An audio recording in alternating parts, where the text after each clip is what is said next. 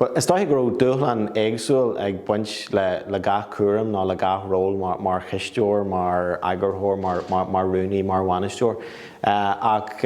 mar hampla bhí muid agónaí sa tóir ar ábhar nua, ábhar a bheith taranteach ag an lucht léite. Bhí muid agónaí i ggéirí bheith cinnte go mó an rud in mharthanna. Agus bhí airgid a gcónaí dheol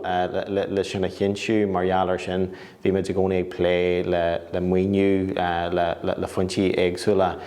muoinithe agus bhí sin ina dúshláin ratha is dóithe agus mar a bhíon ag aigris Jonach de chinealarbí. Ach bhí táhacht napag creidm le caidreamh fásta, caidreamh ar an coiste an comhoibriú a rinmuid mar ghram ag teach le chéile uairsa bhí ag sacrú cuasaí i ggéirí bheith cinnte go raibh glór scríbhneoirí de ard chaideann ar bord go raibh cuasaí cládaireachta soccer go raibh na bilí a le éicí go raibh muoinniú cinntethe don chéad raithe eile. Ach